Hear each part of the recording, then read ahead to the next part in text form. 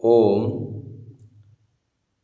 हमारा जो आज का विषय है वो मार्गशीर्ष कृष्ण पक्ष में जो भगवान श्री काल भैरव का जो कालाष्टमी हम मनाते हैं उसके विषय में हम चर्चा कर रहे हैं। तो आइए हम सर्वप्रथम पंचांग की ओर बढ़ते हैं। पंचांग ऋषिकेश और महावीर आदि में कह रहे हैं दिनांक 23 नवंबर को श्री काल भैरवाष्टमी व्रत का विधान कर रहे हैं। तो यहाँ जो है पंचांग में कहा श्री काल भैरवाष्टमी अष्टव्रतम अद्य भैरव उत्पत्ति ही, इसी दिन भैरव की उत्पत्ति हुई है। और कहा कालाष्टमी ही काश्याम काल भैरव वटुक भैरव अष्ट भैरव मंदिरेषु तथा अन्यत्र काल भैरव मंदिरे दर्शनम पूजनं च कुर्यात्। तो उस दिन जो है काल भैरव का पूजन करना चाहिए। तो आइए हम सब पहले निर्णय सिंधु में चल रहे हैं, इसके बारे में क्या कह रहे हैं। तो कह रहे हैं मार्गशीर्ष कृष्णाष्टमी कालाष्टमी काल भैरवाष्टमी उपवासादि विधि, उपवास की विधि के बारे में चर्चा कर रहे हैं। तो कह रहे हैं मार्गशीर्ष कृष्णाष्टमी कालाष्टमी साच रात्रि व्यापिनी ग्राह्या, ये रात्रि में जो व्याप्त हो रही हो अष्टमी उसमें ग्रहण करने योग्य है और किया जाता है।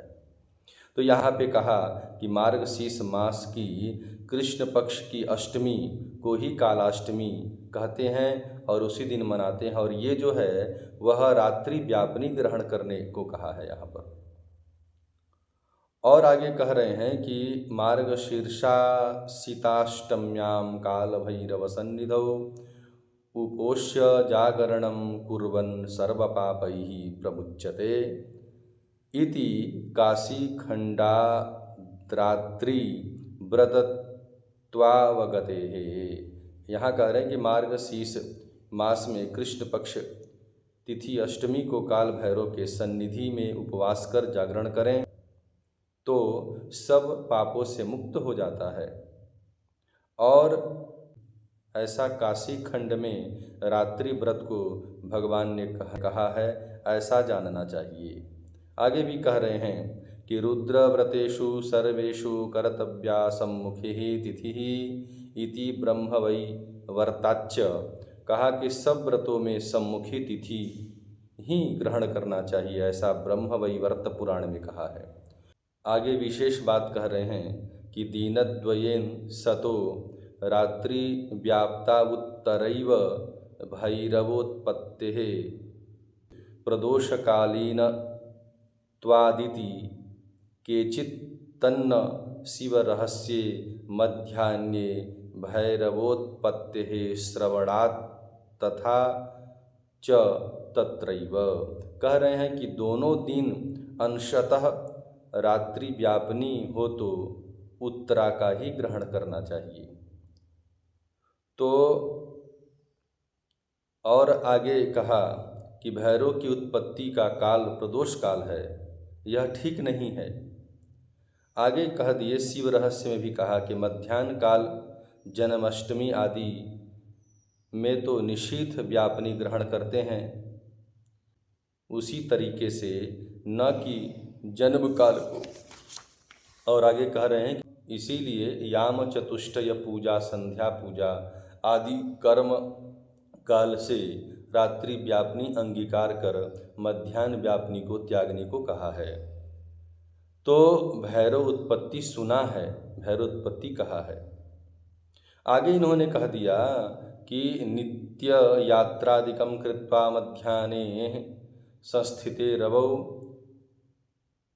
इत्युपक्रम्य ब्रह्मणा रुद्रे वज्ञाते उक्तम तदोग्र रूपाद नघान मतः श्रीकाल भैरवः आविरासित्तदा लोकान् भीषयन् नखिलानपि इति। ऐसा कह रहे हैं यहाँ पर कि नित्य यात्रा आदि कर मध्याह्न काल में सूर्य के स्थित रहते ऐसा उपक्रम देखा ब्रह्मा ने रुद्र को ऐसा जानकर कहा कि तब उग्र रूप तथा निष्पाप मत्त श्री काल भैरव सारे संसार को डराता हुआ प्रकट हुआ।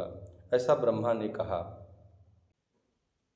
और आगे कह रहे हैं कि अत्रोपवास एव प्रधान मित्युक्तम तत्रैव, यहाँ उपवास ही प्रधान है इस व्रत में। और कहा उपोषणस्यांगभूतमर्घ्यदानमिह स्मृतम तथा जागरणं रात्रौ पूजायाम चतुष्टये संध्यायामपि पूजैवोक्ता तेन मध्याह्नव्यापिनी युक्ता दीनद्वयेंशतः संपूर्णायां वा तद्व्याप्तौ पूर्वैव पूर्वोक्तवचनात् पारणातु प्रातरेव याम त्रयोर्ध्वगामिन्यां प्रातरेव ही पारणा इति वचनात्। ऐसा इन्होंने कहा कि यहाँ पर उपवास किसी का मत है, यहाँ पर उपवास तथा जागरण ही प्रधान है, ऐसा वहाँ पर कहा है।